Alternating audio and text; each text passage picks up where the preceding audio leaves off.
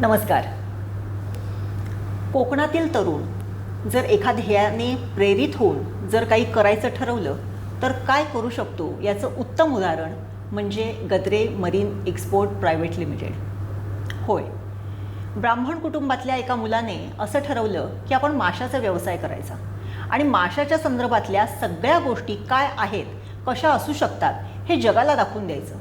आणि त्याचं एक ज्वलंत उदाहरण आणि अत्यंत चांगल्या पद्धतीने कथन केलेला हा इतिहास म्हणजे गद्रे मरीन एक्सपोर्ट्स. आणि या सगळ्या गोष्टींचे जे उद्गाते आहेत दीपक गद्रे त्यांच्याशीच आज आपण बातचीत करणार आहोत. दीपक गद्रेंचा जन्म बेळगावचा, लहानपण गेलं संगमेश्वरमध्ये. संगमेश्वरमध्ये त्यांच्या वडिलांचा घाऊक किराणा मालाचा व्यवसाय. त्यांचं शिक्षण झालं, पुढचं शिक्षण झालं कोल्हापूरमध्ये आणि महाविद्यालयीन शिक्षणासाठी ते गेले मुंबईमध्ये आणि ते देखील कॉमर्सचं शिक्षण. मुंबईच्या प्रथितयश सिडनॅम कॉलेजमध्ये त्यांचं शिक्षण झालं आणि त्यानंतर व्यवसाय मात्र त्यांनी आपल्या ह्या कोकणातल्या रत्नागिरीपासून सुरू केला. एका ब्राह्मण कुटुंबातून आलेल्या मुलाने माशाचा व्यवसाय कराव्या म्हणजे तेव्हा खरंच भुवया उंचावण्यासारखा विषय होता. मात्र आज जगातल्या 3ऱ्या क्रमांकाला त्यांचा हा फिशरीजचा उद्योग आहे. अशाच गद्रे मरीन एक्सपोर्ट प्रायव्हेट लिमिटेडचे चेअरमन दीपक गद्रे यांच्याबरोबर आज आपण बातचीत करणार आहोत. दीपकजी, तुमचं खूप खूप स्वागत आहे. नमस्कार. खरं तर मी आता जशी ओळख करून दिली, एका ब्राह्मण कुटुंबातला मुलगा माशाच्या व्यवसायात उतरतो. कसं काय पचलं त्यावेळेसच्या कालावधीमध्ये आणि तत्कालीन परिस्थितीत? ॲक्च्युली सुरुवात करताना माशाचा व्यवसाय करायचा असं अजिबात मनात नव्हतं. कॉलेजमध्ये असताना एक अशी जाणीव झाली की आपल्याला परत आपल्या वडिलांच्या बरोबरच जॉईन व्हायला पाहिजे. आणि असं जेव्हा लक्षात आलं, म्हणजे कॉलेजच्या 3ऱ्या वर्षातली गोष्ट आहे, तर तेव्हापासून मी प्रत्येक सुट्टीमध्ये म्हणजे दिवाळीची सुट्टी आणि मे महिन्याची सुट्टी ह्याच्यामध्ये इतर काही न करता वडिलांच्या दुकानामध्ये उमेदवारी करत होतो.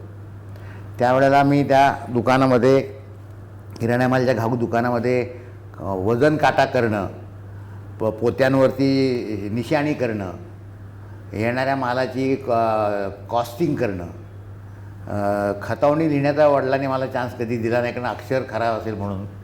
परंतु त्याच्यानंतर दिवाणजींबरोबर वसुलीला जाणं, अशा सगळ्या गोष्टीमध्ये मी भाग घेत असे. आणि त्याच वेळेला वडिलांची माझ्या हिंदुस्थान पेट्रोलियम कॉर्पोरेशन आजची जी आहे त्यावेळेला त्याचं नाव एसो असं होतं.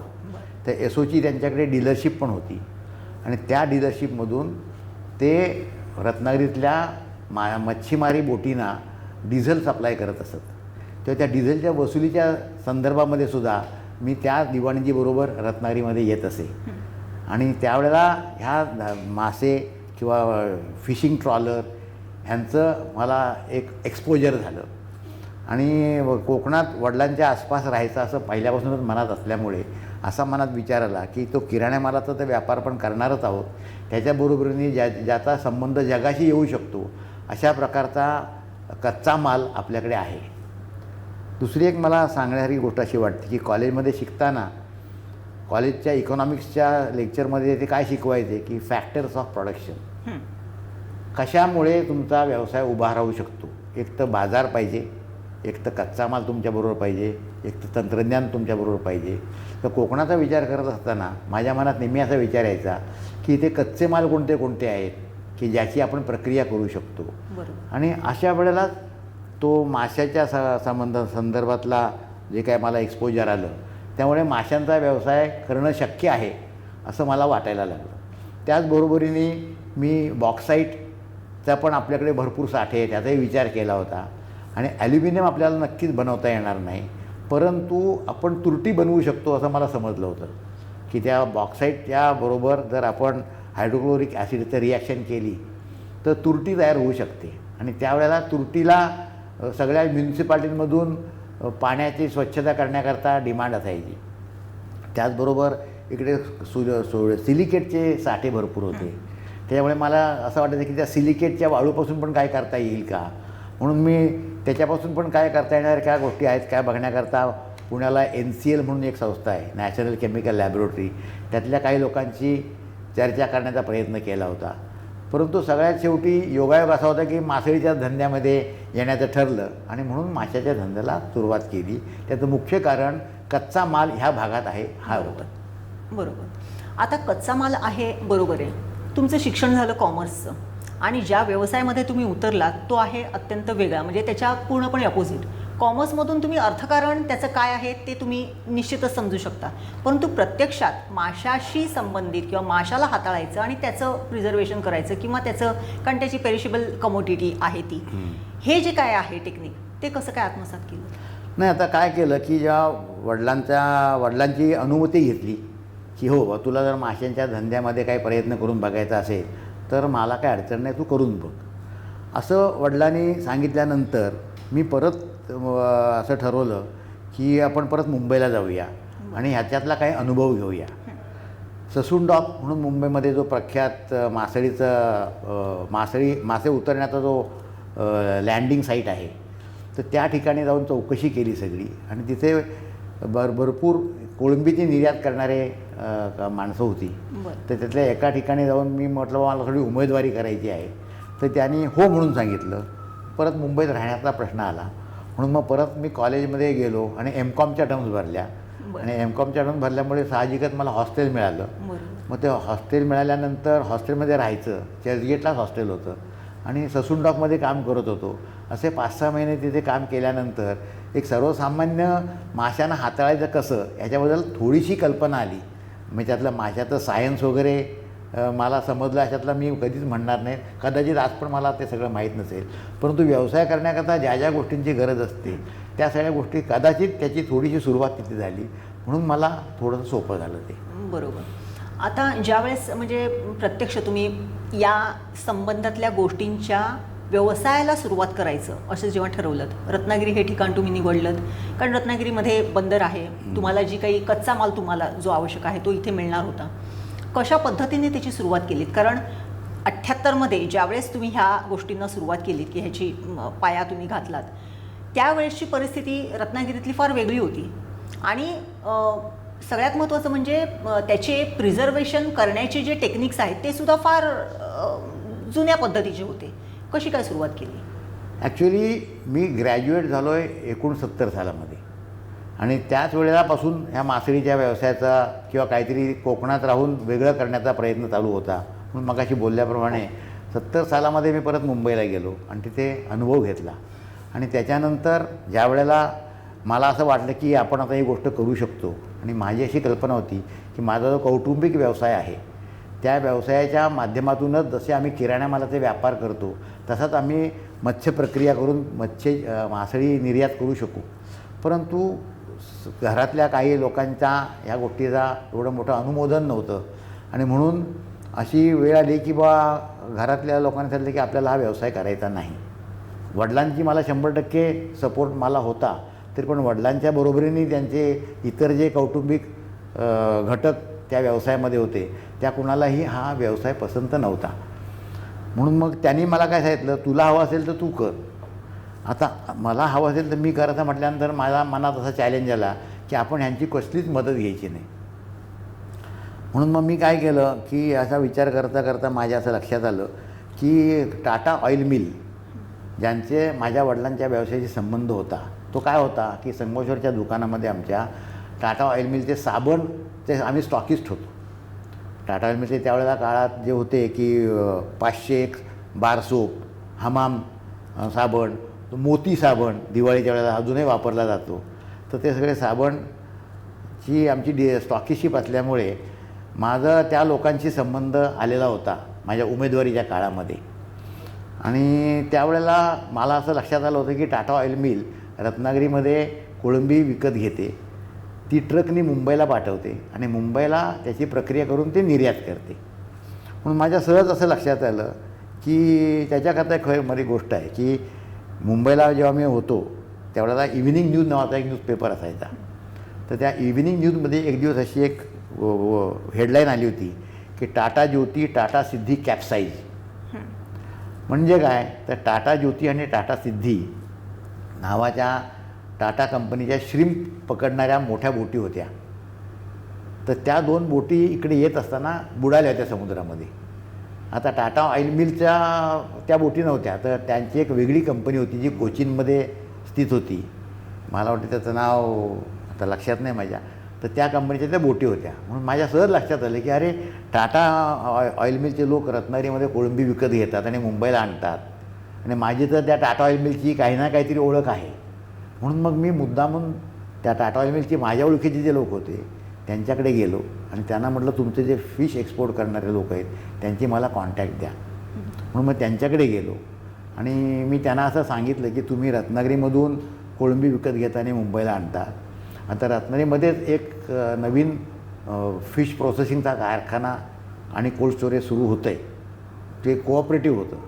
तर मी त्याच्यात 2 प्रयत्न करतो आणि जर मला त्या ठिकाणी फॅसिलिटी मिळाली काम करण्याची तर मी तुमच्याकरता तिथे ते काम करू शकतो. आणि मुंबईला तुम्ही तो माल आणून त्याची प्रत थोडीशी कमी होणं, अधिक खर्च वाढणं, ह्या गोष्टी जर व्हायला नको असल्या तर मी तुम्हाला रत्नागिरीमध्येच फिनिश प्रॉडक्ट बनवून देतो जे तुम्ही डायरेक्टली मुंबईहून एक्सपोर्ट करू शकता. बरोबर. त्यांना ती कल्पना खूप आवडली आणि त्याने म्हणले हरकत नाही, तुझं काय ते प्रपोजल आम्हाला दे आणि त्या प्रपोजलप्रमाणे आम्ही प्रयत्न करूया मग. म्हणून मी इथे आलो रत्नागिरीमध्ये. नंतर त्या ह्यांना विचारलं, सहकारी संस्थेच्या मॅनेजमेंटच्या लोकांना, की तुम्ही नवीनच सुरू करताय आणि कदाचित पहिल्याच वर्षी तुमची सगळी इन्स्टॉल्ड कॅपॅसिटी तुम्ही वापरू शकणार नाही, तर त्याच्यातली जो फ्रीजिंगचा जो भाग असतो त्याच्याकरता आम्हाला तुम्ही थोडीशी जागा किंवा मजुरीच्या तत्वावर काही द्याल का. तशी त्यांना ती कल्पना पसंत पडली. त्यांनी सांगितलं की आमच्या प्रिमायसेसमध्ये तुम्हाला काम करायला मिळणार नाही, तुम्ही बाकीची सगळी प्रक्रिया करून तो प्रॉडक्ट आमच्याकडे घेऊन या आणि आम्ही तुम्हाला फ्रीज करून देऊ आणि कोल्ड स्टोरेजमध्ये ठेवायची परवानगी देऊ. म्हणून मग आम्ही त्या मच्छीमार संघाच्या बाहेरच्याच बाजूला एक झापाची शेड बांधली, कारण त्यावेळेला एवढं काय हायजीनच्या कल्पना आज आहेत तशा नव्हत्या. आणि मग त्या ठिकाणी आम्ही ते त्यांच्या पॅकमध्ये 2-2 किलोची स्लॅब बनवायची, आत फ्रीजिंगला आणायची, फ्रोझन स्लॅब नंतर कोल्ड स्टोरेजला ठेवायची आणि फुल ट्रक झाला की त्यांना नेऊन द्यायची. ह्याच्यामुळे त्यांचे पण पैसे वाचले आणि आम्हाला पण थोडे पैसे मिळायला लागले. तर अशी ही जी गोष्ट होती ती जवळजवळ 74 सालापासून 78 सालापर्यंत आम्ही त्या मच्छीमार संघामध्ये करत होतो. आणि तेवढ्यात थोडासा जम बसायला लागला म्हटल्यानंतर मी काय केलं की त्यावेळेला स्टेट फायनान्स कॉर्पोरेशन आणि सीकॉम ह्या 2 फायनान्शियल इन्स्टिट्यूशन्स होत्या ज्या अनएम्प्लॉईड ग्रॅज्युएटना फंडिंग करायच्या. म्हणून मी अनएम्प्लॉईड ग्रॅज्युएट ह्या नावाखाली त्यांच्याकडून कर्ज घेतलं आणि आम्ही स्वतःचा कारखाना उभा केला जो अजूनही रत्नागिरीच्या मिरकरवाडा एरियामध्ये आहे. आणि मग 78 सालापासून तिथपर्यंत काय झालं की टाटा ऑइल मिलला त्यांचं तो जो काय ह्याचा टाईम होता की त्यांना मिनिमम रिक्वायरमेंट होती एक्सपोर्ट करण्याची ती त्यांची कमी झाली होती आणि त्यांनी हळूहळू त्यातून स्वतःला ते विड्रॉ झाले होते. पण मग 78 सालामध्ये आम्ही स्वतःच एक्सपोर्टर झालो आणि गद्रे मरीन एक्सपोर्ट ह्या नावाने आम्ही तिथपासून सुरुवात केली 78 सालापासून. आणि 78 सालापासून जवळजवळ 90 सालापर्यंत आम्ही कोळंबीचं एक्सपोर्टचं काम करत होतो.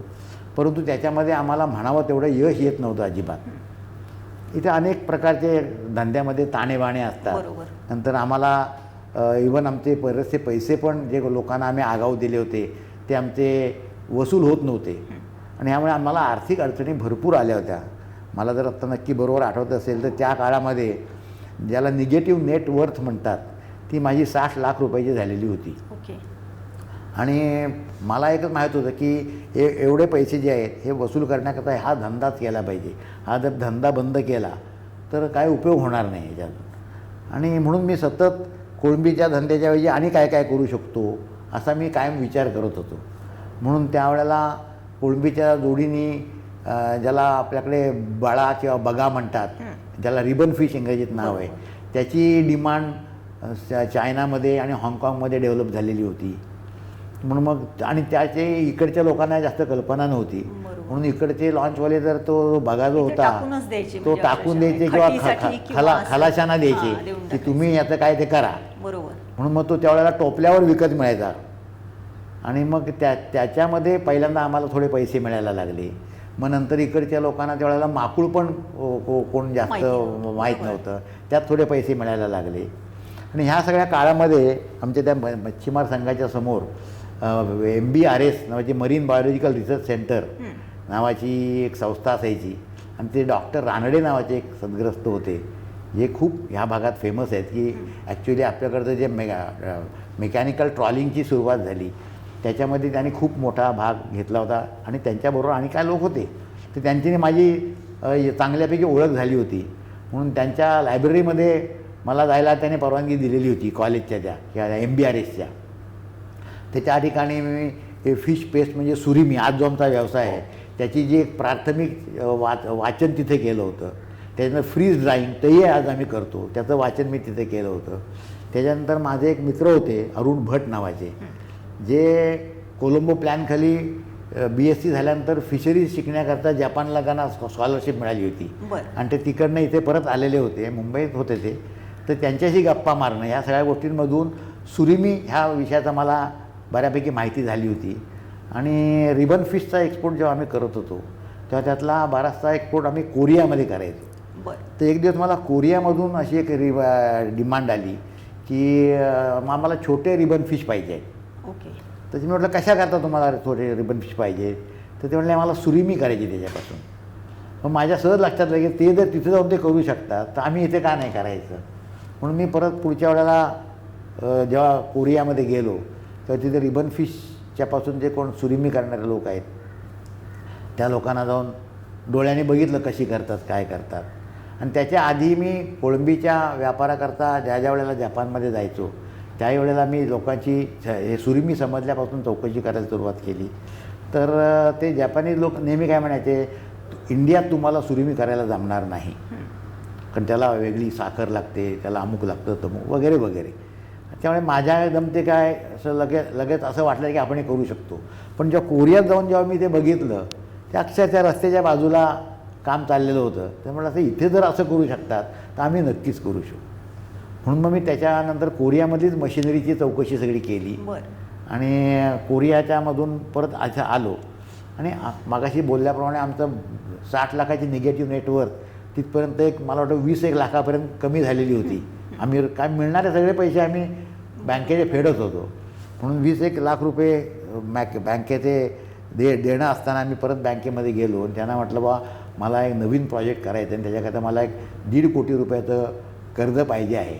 तर त्यातल्या ठराविक बँकेतल्या लोकांनी आम्हाला खुळ्यातच काढलं की अजून तुझे पहिले पण पैसे वसूल झालेले नाही आहेत आणि तू परत सांगतोस की मला परत 1.5 कोटी रुपये द्या, अमुक करा तमुक करा. म्हटलं बा माझ्यासमोर अतिशय उत्तम प्रोजेक्ट आहे, this is going to be the first of its kind in the country, असं ह्याच्या आधी कोणी केलेलं नाही आहे. परंतु बँकेने काय त्यात एवढं विशेष लक्ष दिलं नाही. नंतर एकदा ह्या सगळ्या प्रकारात जवळ 2-2.5 वर्ष गेली. नॅशनलाइज बँकेचा तुम्हालाही अनुभव आला? काय असतं की तो शेवटी काय असतं ते का की अनुभव तुम्हाला समोर बसलेल्या माणसाचा येतो. मला ते अखंड बँकच तशी असं माझं मुळीच म्हणणं नाही. परंतु त्यावेळेला असं असतं की त्या समोरच्या माणसाला असं वाटतं की त्याच्या कामाला कमिटमेंट असली की हे पैसे माझ्याच खिशातले आहेत, मग बुडाले तर काय होईल. म्हणून तो असं म्हणत असतो की बँकेचे पैसे म्हणजे माझेच पैसे, दिस इज डायव्हर्जन. तर त्याच्यामुळे काय झालं की बँका कोणत्याही तयार नव्हत्या. मग तेवढ्यात काय झालं की एकदा इथे एक नाबार्डचा कॅम्प होता रत्नागिरीमध्ये. तर नाबार्ड म्हणजे ॲग्रिकल्चर करता रिझर्व्ह बँकेने केलेली बँक आहे. तर त्यामुळे माझा नाबार्डशी संबंध आला आणि मी नाबार्डला म्हटलं की बा आमच्याकडे एक असं एक प्रोजेक्ट आहे जे मरीन किंवा ॲग्रो बेस्ड आहे, म्हणजे मरीन इज ॲग्रो. तर मला त्याचं ॲप्रेझल करून पाहिजे, कारण कोणत्याही बँकेला ते ॲप्रेझल पण करता येत नाही. कारण लोकांना असं वाटतं की हे आम्हाला माहीतच नाही तर आम्ही हे बरोबर आहे का चूक आहे कसं सांगणार. मग ते म्हटलं तुम्ही आमचं वर्लीचं ऑफिस आहे तिथे जा. आम्ही वर्लीमध्ये ऑफिसमध्ये गेलो तर योगायोगाने ते पण म्हटलं आम्हाला ह्याच्यातली काही माहिती नाही आहे. ते म्हटलं तुम्ही नाबार्ड आहात, तुम्ही जर असं म्हटलं तर जायचं कुठे मग आपण, तुम्हाला त्यातली माहिती मिळवून देण्याकरता लागणारी सगळी व्यवस्था मी करतो. म्हणून मी जे काय वाचलं होतं ते सगळं त्यांना दिलं. माझा जो काय कॉरस्पॉन्डन्स होता तो त्यांना दिला. नंतर त्यांना मी एकदा रत्नागिरीला इथे बोलवले आणि त्यांना थोडंसं ड्रॅमॅटाईज करण्याकरता बोटीत घेऊन गेलो आणि म्हटलं तुम्ही जिथे सांगाल तिथून मी तुम्हाला सुरिमीला लागणारं रॉ मटेरियल काढून दाखवतो. कारण समुद्रात वाटेल तिकडे मासे मिळायचे. ह्या सगळ्या परिपाक असं झालं की शेवटी त्यांनी surimi making is viable in India असा त्यांनी रिपोर्ट दिला. आणि मग तो मी परत बँकेत घेऊन गेलो. माझी बँक नॅशनलाइज नव्हती, युनायटेड वेस्टर्न बँक नावाची रिजनल बँक होती. आणि त्यात सगळे कुलकर्णी गद्रे जोशी असे सगळे लोक होते. त्यामुळे त्या सगळ्या लोकांना भयंकरच जबाबदारी आपली स्वतःची वाटायची त्याच्यामध्ये. मी पण माझं पण नाव त्यात घेतलेलं आहे, बाकीच्यांना राग यायला नको त्याच्यातून कोणाला.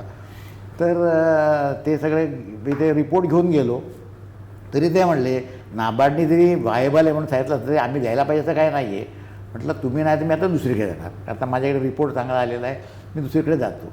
पण त्याचे जे PN जोशी नावाचे चेअरमन होते, ते त्यांना खूप माझ्याबद्दल कारण ह्या सगळ्या कामांबद्दल आस्था होती.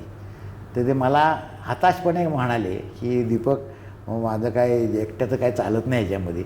म्हटलं जाऊ देऊ, मी दुसरीकडे बघेन. पण नंतर त्यांनी समाव त्यांच्या बोर्डाला कन्व्हिन्स केलं आणि त्यांनी ते मला 1.5 कोटी रुपयाचं लोन दिलं. मग हे लोन मिळवण्याकरता 3 वर्षे लागली. आणि that was in 1970. That was sometime in नाही इट वॉज इन 90s. 93-94 जे आम्ही 94ला चालू केलं ना ते 92-93ला चालू झालं असतं. बरोबर. तर ते झालं आणि मग ते काय मार्जिन त्यात भरपूर होतं. इथे मासे टोपलीवर विकत मिळत होते बरोबर आणि तिकडे किलोवर विकत होतो. तर त्याच्यामुळे ते जे काय 1.5 कोटी रुपये होते ते पहिल्या 8 महिन्यात फेडले. आता आज मला असं वाटतं की ते मी चूक केली. खरे म्हणजे ते व्याजाने पैसे मिळालेले होते, त्याच्यामुळे आणि कुठे इन्व्हेस्ट करायला पाहिजे होते आणि डबल पैसे झाले असते. पण तेव्हा एन्झायटी एवढीच होती की कुठेतरी सेल्फ रिस्पेक्टला तो धक्का असायचा की हे बुडणार आहे अमुक आहे. तर म्हणजे त्या दिवशी बँकेने पैसे दिले तेव्हासुद्धा जे डिस्बर्स करणारे लोक होते त्यांच्या चेहऱ्याचा भाव असा होता हे आणि खड्ड्यातच जाणार आहे असं. बरोबर. तर एनिवे तर तसं झालं आणि तिथून जी सुरुवात झाली त्याच्यानंतर खूप चांगल्यापैकी आम्ही भारतातले पहिले फिश पेस्ट बनवणारे होतो. आता त्याच्यानंतर जवळजवळ 12-15 लोक इथे फिश पेस्ट बनवणारे आहेत. त्याच्यानंतर माझा मुलगा अर्जुन हा मला 2000 सालामध्ये जॉईन झाला आणि मग त्याच्यानंतर त्यांनी अशी विचार केला की या फिश पेस्टपासून जे पुढे व्हर्टिकल पुढे जे फॉरवर्ड इंटिग्रेशन असतं ते पण आपण करूया. म्हणून 2004 सालामध्ये हे आपण आत्ता ज्या जागेत बसलो आहोत ह्या ठिकाणी आम्हाला जागा मिळाली आणि आम्ही इथून कामाला सुरुवात केली. आणि आज I am very happy to tell you की लोकांना असं वाटतं आम्हाला ऑफिशियली माहिती नाही की जगातले 3 नंबरचे आम्ही आहोत वगैरे वगैरे. परंतु 40 देशांमध्ये आम्ही एक्सपोर्ट करतो. अमेरिकेमध्ये आणि जपानमध्ये गद्रे ह्या नावाचे पाकिटं दुकानामध्ये विकायला आहेत. हे माझ्यामध्ये आमचं एक मोठं कॉन्ट्रीब्युशन आहे की आम्ही नक्कीच इतर लोकांना पण माल सप्लाय करतो, त्यांच्या पाकिटामध्ये बनवून देतो. जसं आता ग्लुकोज बिस्किट पार्लेचं आहे ते बऱ्याच ठिकाणी पार्ले बनवतच नाही, दुसरेच लोक बनवतात. फक्त पार्लेच्या सांगण्याप्रमाणे त्याप्रमाणे आम्हीसुद्धा त्याला कॉन्ट्रॅक्ट मॅन्युफॅक्चरिंग म्हणतात असं बरेच ब्रँड्सचं करतो. परंतु अर्जुनच्या सततच्या प्रयत्नामुळे आम्हाला अमेरिकेमध्ये किंवा जपानमध्ये गधे ह्या नावाने आम्ही आज तो माल विकू शकतो. ह्या ग्लासमधून अमेरिकेमध्ये काहीतरी 2 इमिटेशन क्रॅब मीट आणि अमुक तमुक असा पॅक विकला जातो. ओके. तर आजची आमची परिस्थिती अशी आहे. आता साधारणपणे आम्ही नंतर मासे जिकडे तिकडचे पहिल्यांदा रत्नागिरीमध्ये आणत होतो. जेव्हा स्पर्धा वाढली तेव्हा आम्ही जिथे मासे आहेत तिथे जायला सुरुवात केली. म्हणून मग आम्ही गुजरातमध्ये एक फॅक्टरी केलेली आहे, एक फॅक्टरी मँगलोरमध्ये केलेली आहे, एक फॅक्टरी ईस्ट कोस्टवर ओरिसामध्ये पण केलेली आहे. हां, तर 3 ठिकाणी आम्ही ही फिश पेस्ट बनवतो. फिश पेस्ट बनवल्यानंतर त्याच्यातून जे उरलेलं असतं त्याचं फिश मिल बनवतो. आणि आत्ताच आम्ही मँगलोरच्या फॅक्टरीमध्ये फिश पेस्ट बनवल्यानंतर जे काही चामडी शिल्लक राहतात त्याच्यापासून मरीन कोलॅजिन नावाचा एक पदार्थ तयार होतो जो आपल्या अंगामध्ये कोलॅजिन असतं ते 25 वर्षानंतर हळूहळू कमी व्हायला लागतं आणि सुरकुत्या पडायला लागतात. म्हणून सुरकुत्या उशिरा याव्यात किंवा येऊच नयेत याच्याकरता कोलॅजिनचा हा होतो. तर आमचं आत्ता सुरुवात झालेली आहे. आम्ही उत्तम प्रकारचं कोलॅजिन बनवलेलं आहे. तुम्हाला पाहिजे असेल मी आता जाताना देऊ शकेन त्याच्यातलं. आणि त्याचा मार्केटिंग त्याचं पुढच्या 1-2 महिन्यामध्ये चालू होणार आहे.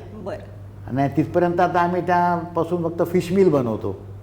आणि एकदा ते कोलॅजिन बनवून झालं की जे उरतं त्याच्यापासून सुद्धा एक हायड्रॉक्सी ॲपिटाईट नावाचा पदार्थ तयार होतो जो डेंटिस्ट लोक दात बीत भरण्याकरता जे दातातलं सिमेंट असते की नाही त्याच्याकरता वापरतात. म्हणजे माशाच्या एकूण एक हां, म्हणजे आता काय होणार आहे सगळ्या की गोष्टींचा. शेवटी व्यवसाय जो आहे की नाही, माझ्या मते जिममध्ये जे ट्रेडमिल असते की नाही, हो. व्यवसाय तसा असतो. तुम्ही सारखं धावत राहिलं पाहिजे तर तुम्ही त्या जागेवर उभे राहता. त्याप्रमाणे आता जर समजा सतत स्पर्धा आहे, बरोबर. तसं अनेक लोक आम्हाला सुरमी बनवणारे आता आमच्या पाठोपाठ आलेले आहेत. बरोबर. तसेच काही लोक परत खाद्यपदार्थ बनवणारे पण येतील. बरोबर. आणि आम्ही एक स्टेप पुढे कसं जायचं हे याच्यासाठी. बघण्याकरता आम्हाला सतत प्रयत्न केला पाहिजे. आणि हे काय हा मी लावलेला शोध नाही आहे. जगातल्या प्रत्येक व्यावसायिकाला आपला व्यवसाय टिकवण्याकरता नवीन काय आहे ह्याचा विचार करावाच लागतो. निश्चितच. म्हणजे फिश म्हणजे कोळंबीचे ब्लॉक्स बनवणं आणि ते टाटाला देणं हां. इथपासून हां. आज तुम्ही अँटी एजिंग किंवा त्याच्याही पेक्षा आणि पुढे जाऊन हायड्रॉक्सी काय तुम्ही म्हणाला हायड्रॉक्सी ॲपिटाईट ॲपेटाईट त्याच्यापर्यंत जाऊ शकतो. हां. त्याच्यापर्यंत जाऊ शकतो. म्हणजे एका माशावरून म्हणजे हां. सुतावरून स्वर्ग गाठणे हा जो काय आहे तो तुम्ही पुरेपूर त्याचा हे केलेला आहे. बरोबर. अर्थात त्याच्या पाठी तुम्ही म्हणताय तसं की प्रत्येक म्हणजे व्यवसाय म्हटलं की धावावं लागते आणि एकाच ठिकाणी म्हणजे प्रत्येक वेळेस अपडेट होणं आणि नवीन आत्मसात करून पुढे जाणं हे अत्यावश्यकच आहे. ज्यावेळेस सुरिमीचं जसं म्हणालात की तुम्हाला लोक म्हणतात असं नाही, you are in one of म्हणजे पहिले जे 3 नंबर आहेत त्याच्यामध्ये तुम्ही आहात 100% जगामध्ये आणि भारतात तर तुम्ही 1 नंबरला आहात. अनेक गोष्टींचं सुरिमी हा आपल्याकडे भारतात जरी थोडंसं वेगळं हे आहे कारण माशाची पेस्ट ही संकल्पना आपल्याकडे मी सांगतो आता त्याच्यातून मला सांगतो की ॲक्च्युली ह्याचा जर सगळ्यांना समजायला हवं असेल तर दुधापासून खवा बनतो बरोबर आणि खव्यापासून मिठाई बनते. तसंच माशांपासून खव्याच्या ऐवजी ती पेस्ट बनते आणि त्या पेस्टपासून मिठाईच्या ऐवजी खाद्यपदार्थ बनतात. बरोबर. आता ही जी कल्पना आहे ही कल्पना जपान किंवा अतिपूर्वेतल्या देशांमधली आहे. ह्या काय शोध आम्ही लावलेला नाही. बरोबर. कारण कसं होतं की त्यावेळेला तिकडे भरपूर वेळ बर्फ असल्यामुळे वेळेला लोक काय करायचे की ते मासे पकडण्याच्या वेळेला पकडायचे, साफ करून जसे मातीत पुरतात तसे बर्फात पुरून बरोबर. ठेवायचे बरोबर. आणि लागतील तसे काढायचे. असे 15व्या शतकापासूनचे रेफरन्सेस आहेत. बरोबर. आणि नंतर जपानमध्ये सुरिमी बनवणं ही गोष्ट त्यांची पारंपरिक आहे. आणि 1950च्या दरम्यान त्याचं मेकॅनायझेशन झालं. ओके. आणि मग त्याच्यानंतर पहिल्यांदा जपानमध्ये, नंतर कोरियामध्ये तिकडचे जसे आपल्याकडचे पण आता मासे कमी झालेत तसे त्या लोकांनीसुद्धा काही विचार न करता सतत मासे पकडल्यामुळे तिकडचे मासे कमी व्हायला लागले. म्हणून मग ते सुरिमी बनवण्याचं जे काय टेक्नॉलॉजी होती ती पुढे थायलंडपर्यंत आली होती. ओके. आम्ही जेव्हा ह्याच्यात आमचं जेव्हा इकडे लक्ष गेलं तेव्हा थायलंडपर्यंत ती आलेली होती. अधिक आता अमेरिकेमध्ये सुद्धा थंड पाण्यामध्ये जे मासे आहेत, पोलाक नावाचा तिकडचा मासा आहे, तर ते अमेरिकेमधल्या नॉर्थमध्ये किंवा युरोपमध्ये ह्या ठिकाणी पण सुरिमी बनवण्याचे कारखाने त्याच्यामुळे निर्माण झाले. बरोबर. हे सगळं करत असताना म्हणजे आता इथपर्यंत तुम्ही व्यवसाय आणलात, रत्नागिरीमध्ये तुमची एस्टॅब्लिशमेंट आहे, रोजगार हा आपल्या कोकणातलाच फार महत्त्वाचा प्रश्न आहे. रोजगारीला पूरक किंवा इथल्या बेरोजगारांना किंवा या कंपनीशी संबंधित युवकांना रोजगार देण्याचं एक फार मोठं काम तुमच्या ह्या ऑर्गनायझेशनमार्फत झालेलं आहे. कुठल्या प्रकारचे तरुण येतात, आजही काय नोकरीसाठी येतात आणि त्यांची कशा आता आमच्याकडे आता ह्याच कारखान्यामध्ये आता जिथे आपण आहोत आज इथे हे 10वीच्या आसपास शिकलेले लोक आहेत. त्यांना आम्ही जे काय सरकारचं मिनिमम वेज आहे त्याच्याहून जास्त पैसे देतो. त्या सगळ्या लोकांना आम्ही त्यांच्या घरातल्या त्यांनी नॉमिनेट केलेल्या 4 माणसांचं गट त्यांना मेडिक्लेमची पॉलिसी दिलेली आहे की त्यांच्या घरात कोणालाही काही आपत्ती आली तर त्यांना कॅशलेस त्यांचा खर्च विशिष्ट किमतीपर्यंत खर्च व्हावा असं केलेलं आहे. त्यांना ज्या लागणाऱ्या सगळ्या सुविधा आहेत त्या आम्ही दिलेल्या आहेत. आमचं स्वतःचं कल्पना अशी आहे की व्यवसाय हा एका माणसावर चालत नाही. व्यवसायाकरता याचं म्हणून या व्यवसायाचं श्रेय मी एकटा फार मी सुरुवात करायला कारणीभूत झालो इथपर्यंत श्रेय मी घेऊ शकतो. पण आज जी आमची परिस्थिती आहे त्याच्यामध्ये हे 2200 लोक सगळे आहेत म्हणूनच हा व्यवसाय चालतो. तर त्याच्यामुळे आम्हाला स्वतःला असं वाटतं की ह्या सगळ्या लोकांना घरी गेल्यानंतर उद्या मी काय काम करणार आहे असं मनात जरी यायला हवं असेल तर त्यांना तेवढं समाधान कायम असायला पाहिजे. आणि तसं जर झालं तर जास्त पैसे मिळू शकतात. ह्यांचे 2 पैसे कमी करून जास्त पैसे मिळणार नाहीत. ह्यांना 2 पैसे जास्त कसे देता येतील हे जर आम्ही सतत बघत राहिलो तर त्याच्यामुळे कंपनीची वृद्धी चांगली होईल. त्याच्यामुळे आम्ही नशीबवान आहोत की आमच्या इकडे बरोबर काम करणारी सगळी माणसं खूप चांगली आहेत सगळ्या माणसांकडनं आम्हाला खूप चांगल्यापैकी सहकार्य मिळतं. बरोबर. इथे जसे 2200 किंवा 2500 लोक आहेत, तसेच बाकीच्या मागाशी बोलल्याप्रमाणे गुजरातमध्ये एक फॅक्टरी आहे, मँगलोरमध्ये एक फॅक्टरी आहे, ओरिसामध्ये एक फॅक्टरी आहे. आता जर विचार केला तर जवळजवळ 4000 लोकांना Gadre marine export private limited हे त्यांचे बरोबर काम करणारे 4000 लोक आहेत. अधिक ज्याला मल्टिप्लायर इफेक्ट म्हणतात किंवा मासे पकडणारे आहेत, मासे प्रक्रिया प्रायमरी प्रक्रिया करणारे आहेत, त्याचा विचार केला तर माझ्या 7-8 हजार लोकांचा हा व्यवसाय आहे. बरोबर, निश्चितच. आता तुम्ही म्हणालात की 2000 तुमचे चिरंजीव तुम्हाला जॉईन झाले या सगळ्या व्यवसायामध्ये.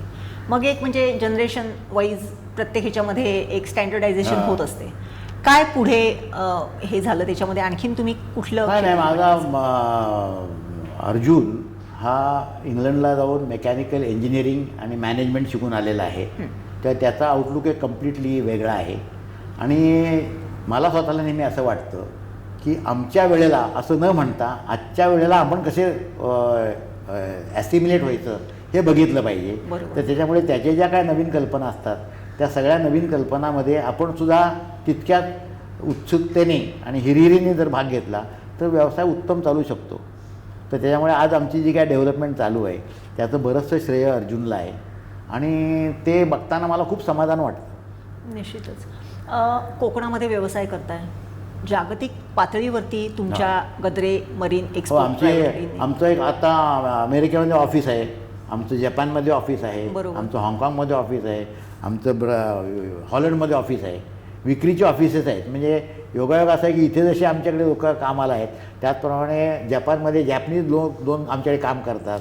आमच्याकडे हॉलंडमधला एक माणूस काम करतो. आमच्याकडे अमेरिकेमध्ये अमेरिकेतला माणूस काम करतो. बरोबर, अशी परिस्थिती आहे. निश्चित. म्हणजे तिथल्या लोकांनाही रोजगार देण्याचे एक मी असं आपण अगोदर मोठेपणा येऊया नको, आम्हाला गरज आहे म्हणून ते आमच्यावर काम करत आहेत. निश्चितच. हे करत असताना म्हणजे कमिंग टू द म्हणजे आपण कन्क्लूड टू करत असताना कोकणी माणसाची वृत्ती ही नेहमी किंवा त्याच्या मानसिकतेबद्दल नेहमी टोचणीखोर बोललं जाते की कोकणी माणसाची मानसिकता बदलायला पाहिजे, कोकणी माणसं अशीच, कोकणी माणसं तशीच, त्यांची धाव मुंबई पुण्याच्यापेक्षा बाहेर कधीच जाणार नाही. काय सांगाल अशा लोकांना की जे सातत्याने कोकणी माणसाच्या मानसिकतेवरती बोलत असतात? माझ्या कल्पनेप्रमाणे हा जो भाग आहे ना हा फक्त कोकणी माणसाचा नाही आहे. ज्या ज्या ठिकाणी म्हणून तुमच्या शेवटी काय असतं, माझं अजून एक सांगायचं राहिलं की ज्यांच्या घरामध्ये स्वास्थ्य असतं तेच लोक बाहेर जाऊन काही ना काही करू शकतात. निश्चित. माझ्या व्यवसायामध्ये माझी पत्नी हिनं आमच्या सगळ्या अडचणीच्या काळामध्ये ज्या खंबीरपणे ती आमच्याबरोबर उभी राहिली त्याच्यामुळेच आम्ही आज इथपर्यंत येऊ शकलो. ही गोष्ट मला प्रामुख्याने सांगायची आहे की ज्यांच्या घरामध्ये शांतता असते की नाही तेच बाहेर जाऊन काही ना काही गोष्टी करू शकतात. आपल्याला बऱ्याच वेळा असं वाटतं की घरातले लोक काय काम करतात, तर घरातले लोक जे काय काम करतात त्याच्यामुळेच बाहेरच्या लोकांना बाहेर जाऊन काम करण्याची ताकद मिळते. हे आपण नेहमी लक्षात ठेवलं पाहिजे. आणि मगाशी तुम्ही कोकणी मानसिकता जे बोललात तर आम्ही बघतोय ना जिकडे आता ओरिसामध्ये काम केलं तर ओरिसातल्या लोकांची जी मानसिकता आहे ती तिकडची लोकांची आहे. गुजरातमधले सुद्धा जे मॉफ्युसिल एरियामधले लोक आहेत त्यांची पण तशीच आहे. कर्नाटकमध्ये पण तसंच आहे की आपल्याकडे कोणती नवीन, आणि आपल्याकडे सुद्धा तसंच बऱ्याच वेळा वाटतं ना काहीही बदल हवा असला की आपण आधी नाहीच म्हणतो कशाला. पण फारच कमी लोक असे असतात की बदल बघूया तरी काय येते असं मागणारे असतात. म्हणजे बाकी सगळे आपल्याला काय गरज आहे हे आपल्याला नको, तर आमचा हाय बरं आहे असं म्हणणारे लोक असतात. म्हणून कोकणी मानसिकतेला नावं ठेवण्याच्याऐवजी ती बदलण्याकरता त्यांची कक्षा कशा रुंदावतील आणि ह्याची सुरुवात एक तर पहिल्यांदा घरातून व्हायला पाहिजे. घरामध्ये प्रत्येक माणसाला कल्चर मिळतं आणि शाळेमध्ये फक्त काय म्हणतात की अक्षरं वाचता यायला सुरुवात होते. परंतु ज्या ठिकाणी घरातलं पण भाग शाळेने घेण्याची गरज असते त्या ठिकाणी शाळेमध्ये पण ह्या गोष्टी शिकवल्या गेल्या पाहिजेत की कोणत्याही प्रकारची जी काय नवीन गोष्ट आहे त्याच्याकडे आपण शंकेने न बघता उत्सुकतेने बघितलं पाहिजे. असं जर झालं तर कोकणी मानसिकता म्हणून जे काय आपण म्हणतो ती राहणार नाही. प्रत्येक ठिकाणी असं होईल. म्हणून आमच्यासुद्धा सगळ्या मान्यवर लोकांनी सगळ्या लोकांनी हे लोकांना सांगितलं पाहिजे की तुम्ही बाकीच्या जगात काय चाललेलं आहे हे नीट बघून घ्या. त्याच्यातलं आपल्याला काय काय आत्मसात करता येईल. 100च्या 100 गोष्टी काय आपण घेऊ शकणार नाही. ज्या गोष्टी आपल्याला शक्य आहेत त्या आपण बघितल्या पाहिजेत. आज आपल्याकडे प्रत्येक वेळेला काही नवीन आलं की आधी ते आम्हाला नको. आपल्याकडे प्रदूषण आहे खूप मोठा गांभीर्याने घेतलेला शब्द आहे. बरोबर. तर असं त्याच्यामुळे असं माझं स्वतःचं मत असं आहे की 10 पैकी 7 गोष्टी ज्या असतात ना त्या बायोडिग्रेडेबलच असतात. बरोबर. समुद्र जो आपला आहे त्याला काय ते आता संस्कृत मला एवढं येत नाही, पण तो सगळं स्वाहा करणारा वगैरे असा असतो, असं का म्हटलेलं आहे? तर त्याच्याऐवजी आज आणि उगाच मासे मिळत नाहीत का, आता प्रदूषण झालं म्हणून मासे मिळत नाहीत, अशी काय परिस्थिती आहे असं मला तरी स्वतःला वाटत नाही. अर्थात याच्यावर बऱ्याच लोकांची मतं वेगळी वेगळी असू शकतात आणि त्या सगळ्यांच्या मतांना मी पूर्णपणे त्यांचा मान राखतो. माझं व्यक्तिगत मी तुम्हाला मी सांगितलं की मासे आज जे आपल्याकडे कमी झालेले आहेत ते अतिरिक्त मासेमारी झाल्यामुळेच मासे कमी झालेले आहेत आणि आपल्याकडे अतिरिक्त मासेमारीवरती जे काही इलाज आहेत ते सगळ्या लोकांना माहिती आहेत, पण त्यांचं म्हणणं असं असतं की मी एकट्याने बंद करून कसं चालेल, म्हणून याच्यामध्ये शिस्त चांगली आली पाहिजे. आज आता आम्ही जेव्हा कुठे रस्त्यानं जातो तेव्हा डोळे मिटून सुद्धा जाताना डाव्या हातानेच चालतो, का आता आपल्या मनात ती शिस्त भिनलेली आहे की आम्ही जर उजव्या बाजूला गाडी रॉंग साईडला आणली तर आम्हाला लगेच पोलीस पकडेल, आम्हाला अमुक करेल. तर मुळात तसं काही नाही आहे. त्यामुळे जे काही कायदे आहेत ते बऱ्याच वेळा फक्त पुस्तकातच राहतात, पण त्याचं जर चांगल्यापैकी अंमलबजावणी झाली आणि जर सगळे कायदे व्यवस्थित नाही पाळले तर त्याचं काहीतरी त्याच्यामुळे शिक्षा होते, असे धाक निर्माण होईल, तेव्हा सगळे लोक करायला लागतील. निश्चितच. तर तेवढं आलं पाहिजे आपल्याकडे. निश्चितच. एकूणच आपण मगासपासून जवळजवळ अर्धा तास दीपक गद्रे यांच्या तोंडातून त्यांची सक्सेस स्टोरी ऐकत होतो. कोकणातला एक माणूस काय करू शकतो याचं उत्तम उदाहरण म्हणजे गद्रे. आणि त्यांनी शेवटी जे सांगितलं की एक शिस्त ही सगळ्यांनीच पाळणं जसं आवश्यक आहे तशी ती समुद्रात देखील पाळली गेली पाहिजे. आणि त्याहूनही महत्त्वाचं, त्यांनी या सगळ्याचं श्रेय केवळ एकट्याकडे न ठेवता या सगळ्या ऑर्गनायझेशनमधल्या एक घटकाला दिलेलं आहे. त्यांनी म्हटलं ते योग्यच आहे की घरातली माणसं जर तुमच्या सपोर्टला, तुमच्या सहाय्याला, तुमच्या पाठीशी खंबीर असतील तर जग जिंकण्याची शक्ती तुमच्यामध्ये असते. आणि तसंच काहीसं त्यांच्या बाबतीतही झालेलं आहे. आणि तशाच पद्धतीने त्यांनी त्यांच्या कर्मचारी वर्गाला देखील कम्फर्ट दिलेला आहे. त्यांच्या घरातल्यांची, त्यांची स्वतःची अत्यंत चांगल्या पद्धतीने काळजी या सगळ्या ऑर्गनायझेशनने ठेवलेली आहे. आणि म्हणूनच तेच यश किंवा ती यशोगाथा ही दीपक गद्रेंच्या या संपूर्ण कार्यकालातून दिसून येते. त्यांना त्यांच्या चिरंजीवाची देखील तशीच समर्थ साथ मिळालेली आहे. आणि जनरेशन गॅप हा शब्द न ठेवता त्याच्याबरोबर कसं घुलून मिळून जाता येईल किंवा त्याच्याबरोबर कसं ॲसिम्युलेट होता येईल अशा पद्धतीने त्यांनी बरोबरीने चालण्याचा एक अत्यंत चांगला मार्ग त्यांनी शोधून काढलेला आहे. एकूणच यशस्वीता म्हणजे काय असते ह्याचं उत्तम उदाहरण म्हणजे दीपक गद्रे.